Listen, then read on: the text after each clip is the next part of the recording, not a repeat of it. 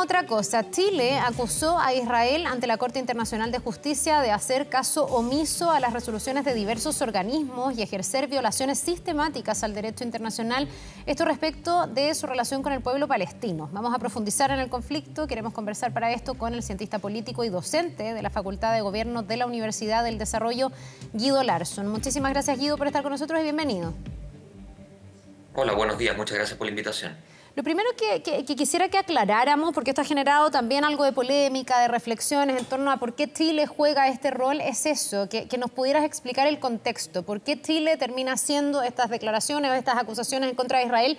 En el contexto, entiendo yo, de una serie de consultas que está haciendo la Corte de Justicia, ¿no?, de La Haya. Sí, el procedimiento que se inició el día miércoles deriva de una resolución de la Asamblea General de Naciones Unidas de finales del 2022 que se aplica luego a comienzos del 2023 y que le pide a la Corte Internacional de Justicia que clarifique el estatus de la ocupación que ha realizado Israel durante los últimos 56 años respecto del territorio palestino. En ese contexto, sobre todo durante la presentación oral, Chile entregó dos justificaciones para hacerse partícipe en torno a esto. Primero, que tiene un interés de resguardar el imperio de la ley a nivel internacional y que esto forma parte de una política de Estado de Chile. Y segundo, de que tiene además interés continuo, histórico y demostrado de llegar a una solución de dos estados respecto de este conflicto en particular. Alude también la presentación de las fuentes al hecho de que Chile cuenta con una población significativa palestina y también judía, y por ende concibe de que esa presentación suma finalmente a los esfuerzos que está realizando una parte de la comunidad internacional a la clarificación legal de la cuestión en juego. Ahora, por cierto, eso es lo que dice la presentación. Después de eso, obviamente, hay toda una serie de especulaciones a nivel político, por ejemplo, al grado de compromiso ideológico que tiene este gobierno en particular sobre el conflicto y sobre el deseo de autodeterminación palestina, al hecho de que hay una suerte de bloque latinoamericano, uno podría decir, que ha presentado también oralmente en estos procedimientos. Estoy hablando particularmente de Colombia, de Brasil, de Bolivia, que hicieron presentaciones también a la Corte Internacional de Justicia. Y al hecho, creo yo, indesmentible, que después del 7 de octubre del año pasado, el grado de violencia que se ha observado en Gaza parece también incentivar el hecho de que tomar más bien una posición neutral o una posición pasiva respecto a este conflicto trae quizás perjuicios geopolíticos más significativos que el hecho de hacerse partícipe activo. Por cierto, esto es pura especulación, pero es al menos una respuesta provisoria que podemos entregar. Sí, ahora otra de las interrogantes ha sido si esto es a representación del Estado de Chile, si es representando al gobierno de turno, pensando en que en materia de política exterior, generalmente en Chile lo que se ha hecho es tener representaciones bien como objetivas y consensuadas con todos los sectores políticos. En este caso algunos decían, bueno, no se debió hacer eso antes, tener un consenso político. Algunos directamente pudieron creer que esto era una demanda, pero no es una demanda, como decimos, es una consulta donde Chile fija su postura. ¿Qué mirada tienes tú de eso? Porque también uno se pregunta cuál es la repercusión o las consecuencias que puede tener para Chile, tanto las ventajas como desventajas de sumarse a tener una voz activa en este conflicto. Sí, bueno, de manera muy interesante la introducción de el procedimiento oral chileno cita, por ejemplo, a Sebastián Piñera y su reconocimiento que hace del Estado palestino y también las resoluciones de las cuales Chile se ha hecho partícipe, en particular aquella que le entrega estatus de observador al Estado palestino. Todo aquello ocurre fuera de este gobierno en particular.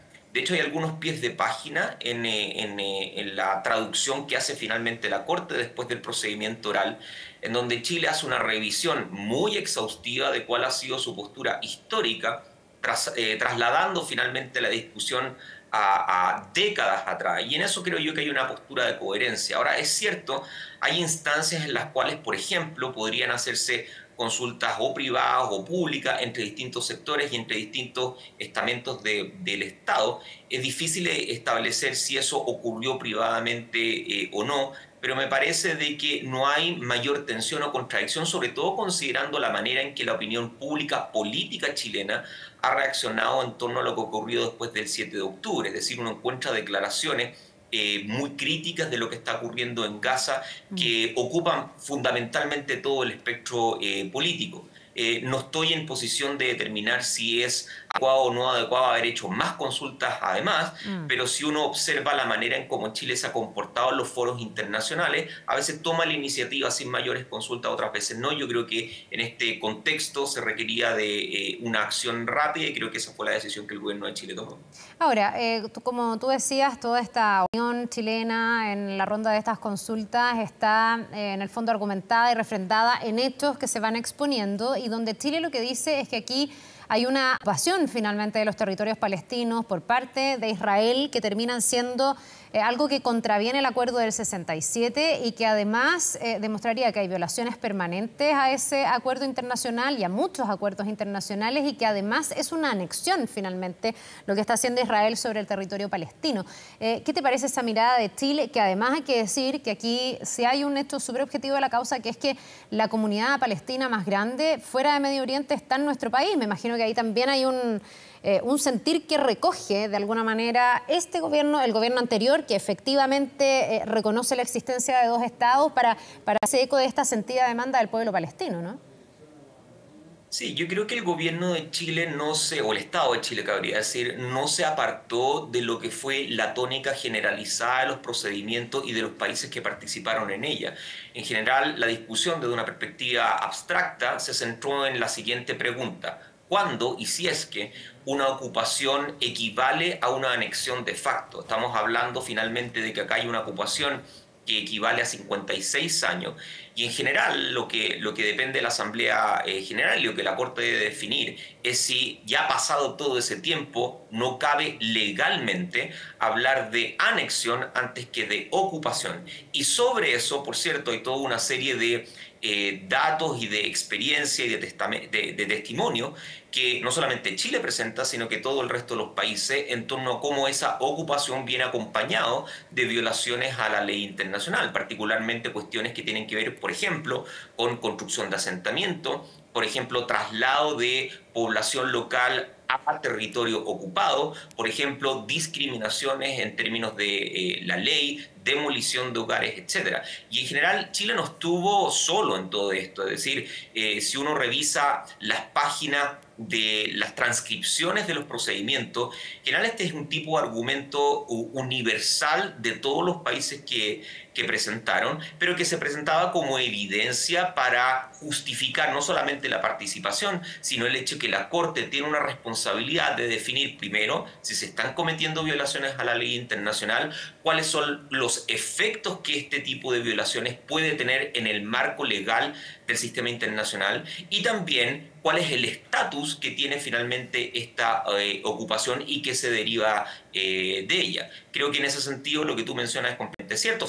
Fue dicho por la abogada Fuentes en su presentación oral. Chile cuenta con una población palestina enormemente significativa, pero no dejó, digamos, tampoco de lado la población judía, que también lo menciona en su procedimiento oral. Y ojo, una cuestión que es muy importante: Chile en su alocución también habla y no desconoce que lo que ocurrió el 7 de octubre fue un ataque terrorista y dice de hecho que siempre ha condenado esto desde el día 1, pero eso no impide observar el contexto más amplio a nivel legal e incluso también a nivel político de lo que ha estado ocurriendo en la zona durante casi medio siglo. Ya, pero es justamente lo que Israel no quiere hacer, digamos, porque cada vez que se plantea este tema y se dice, bueno, pero hablemos del tema de fondo, acá también su embajador hace ver que no es el momento, que no hay que revisar ahora nada, que hoy día lo que hay es esta política o esta guerra contra Hamas, que es un grupo terrorista, que ese 7 de octubre perpetró una masacre ahí en la frontera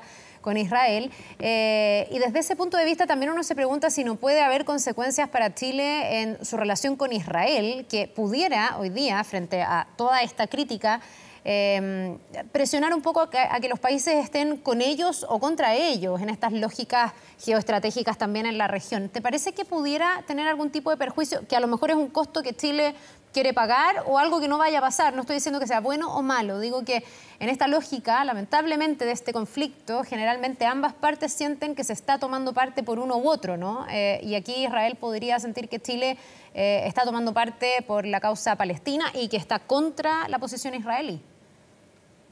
Sí, yo creo que el Estado de Israel ha llegado a esa conclusión incluso previo a el 7 de octubre. Probablemente tú recuerdas todo el lío que hubo con el tema de las cartas diplomáticas, justo cuando el embajador de Israel estaba asumiendo la tensión y antagonismo a nivel declarativo al menos que ha habido previo al 7 de octubre, incluso entre el Estado de Chile, el gobierno también de Chile y el Estado de Israel, y la bastante clara inclinación que ha tenido el gobierno y parte de sus participantes previo que asumieran respecto de la causa palestina de manera más general.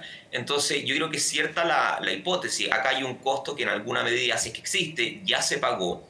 No hay que perder de perspectiva de que la posición chilena a nivel internacional es menor. Chile no es un país que esté en posición de generar efectos significativos a nivel internacional, pero creo que hay que reconocer de que las relaciones chileno-israelíes durante este gobierno van a encontrarse con cierto antagonismo y cierta tensión. No creo que amonte a corte de relaciones, no creo que amonte a términos de acuerdos si es que existen, pero sí evidentemente hay una tensión a veces subyacente, pero en este contexto bastante más visible respecto del conflicto de manera más general y las perspectivas político-ideológicas que tienen ambos gobiernos. Claro, porque esto se expresa también en la relación que tiene Israel con otros países mucho más relevantes en términos internacionales que Chile, y uno de ellos, y por supuesto el más importante, es Estados Unidos, que en esto también ha sido bien dubitativo. Había una distancia entre lo que dice y lo que hace. Hace poquito, ayer, antes de ayer, vimos que nuevamente votaron en contra una resolución que pedía un alto al fuego, pero al mismo tiempo Estados Unidos se muestra como mediador, dice que está en las conversaciones, ha pedido a Israel bajar la intensidad de los ataques, pero ha sido ambiguo, sabiendo que ha sido eternamente un aliado y que para él, para Estados Unidos, es muy importante Israel en la zona. ¿Eso no le puede traer también consecuencias a Chile, o Estados Unidos no llega a ese punto? En el fondo su relación con Israel es cercana, es estrecha, pero tampoco al punto de decir están con nosotros o contra nosotros. Sí, yo creo que con relación a los Estados Unidos efectivamente es un aliado inclaudicable de Israel. Uno revisa, en fin, las votaciones en el ámbito del Consejo de Seguridad de Naciones Unidas. Prácticamente todo veto con relación a cesar el fuego, no solamente ahora, sino que también en el pasado, proviene de los Estados Unidos. Pero no conozco, quizás la memoria me está fallando, pero no conozco un caso en donde un país tercero, debido a su crítica a Israel, reciba algún tipo de sanción por parte de los Estados Unidos. Tal vez la única excepción, pero obedecía a otra lógica, es lo que ocurrió durante el periodo de Guerra Fría. Entonces, observo muy improbable, uno siempre tiene que ser cauteloso a eso, la política no da realmente para hacer juicios completamente universales y taxativos, pero es muy improbable que Estados Unidos haga algo con relación a toda la serie de países que han presentado sus críticas, porque por lo demás estamos hablando de 52 naciones que quisieron hacerse partícipe de estos procedimientos, y resultaría inaudito que entonces Estados Unidos impusiera sanciones a todo y cada uno de ellos. No, yo creo que la relación con Estados Unidos se va a mantener de manera cordial. Acá podemos ocupar esta noción de cuerdas separadas. Una cosa es lo que ocurre en la relación bilateral chileno-israelí y otra cosa es la relación con los Estados Unidos. Y efectivamente Estados Unidos está observando de que también tiene un problema encima, no solamente un problema desde el punto de vista político interno. Biden está observando de que la demografía entre 18 y 35 años la está perdiendo debido a su apoyo respecto a Israel, con una elección que está algunos meses, en noviembre, y también por el hecho de que su estatus a nivel internacional, sobre todo cuando uno concibe lo que ha estado ocurriendo en Gaza en los últimos meses, también ha tenido a la fragmentación. Entonces, la posición que tiene Estados Unidos creo yo que es incómoda, pero al menos hasta ahora no ha significado un alejamiento de su apoyo completo y restricto, universal hacia Israel. Ya, ahora cuando uno mira la posición de los distintos países y de la reacción que ha generado también esta guerra de Israel contra Hamás en respuesta, por supuesto, al ataque del 7 de octubre, este ataque terrorista que fue realmente una masacre en la frontera, Uno también se pregunta si es que hoy día se puede poner en duda lo que Chile plantea ante la Corte o si esa efectivamente es la mirada mayoritaria y hoy día no queda mucho argumento para que Israel siga defendiendo estas ocupaciones, el expulsar palestinos, el poner un muro, el poner checkpoints, el evitar que hagan su vida cotidiana de manera normal. ¿Tú crees que hay dudas todavía en el mundo o argumentos todavía por parte de Israel para decir que lo que ayer planteaba Chile no es así y que esto no es en el fondo de facto una anexión y que se está respetando el acuerdo del 67? Bueno, una pregunta está asociada a lo que legal y jurídicamente uno puede concluir. Yo creo que ahí la historia, tanto en resoluciones del Consejo de Seguridad, de la Asamblea General, del reporte especial, en fin, de los comisionados de Derechos Humanos de Naciones Unidas, son todos coherentes, son todos taxativos. Que lo que ocurrió entre el año 67 y ahora involucra una ocupación y violaciones del derecho humanitario y del derecho internacional. Otra cosa, evidentemente, es lo que ocurre a nivel político, donde creo yo que Israel ha contado con habilidad y con sagacidad para defenderse, por cierto, teniendo además el apoyo de los Estados Unidos, que es una garantía gigantesca, sobre todo en el ámbito del Consejo de Seguridad de Naciones Unidas. Y uno no puede perder de vista que dentro de Israel también hay voces que se encuentran tal vez más a la extrema derecha, incluyendo el partido Likud del gobernante Netanyahu, que llaman a el control total de la Palestina histórica. Y eso incluso se encuentra en la plataforma del propio Likud. Evidentemente, ahí hay un debate que, en fin, nos llevaría a cuestiones de orden religiosa y de orden histórica que quizás no tenemos tiempo de abordar. Pero cabe observar la reacción que eventualmente va a tener Israel, no solamente respecto del fallo de este caso, sino también respecto del fallo que está llevando a cabo Sudáfrica y que acusa a Israel de genocidio. Si uno toma el último antecedente de opinión asesora, no hay que olvidar de que lo que está ocurriendo ahora y en el cual Chile se ha hecho parte es una opinión asesora cuya decisión no es vinculante para Israel, ya ocurrió en el pasado. Es decir, la Corte, por ejemplo, decidió el año 2004, si la memoria no me falla, que el muro que Israel construye y que separa zonas dentro de Cisjordania es completamente ilegal y debe ser desmantelado. Y sin embargo, 20 años después el muro sigue en pie. Entonces, por eso, insisto, una cosa es la resolución legal y otra cosa es la aplicabilidad política de dicha resolución legal, donde creo que sigue existiendo espacio para que Israel al menos espere de que el tiempo borre la presión diplomática que existe sobre el país y eventualmente mantenga la ocupación. Pero nadie está, creo yo, hoy día en condiciones de determinar cuáles van a ser los efectos a largo plazo que tengan este tipo de resolución. Bien, pues vamos a quedarnos atentos a lo que determine finalmente la Corte Internacional de Justicia. Guido Larsson, cientista político, docente de la Facultad de Gobierno de la Universidad del Desarrollo. Muchas gracias por habernos acompañado esta mañana, ayudándonos a entender un poco más esta situación. Que te vaya bien. Gracias, que tengan buena jornada. Nos vemos. Volvemos a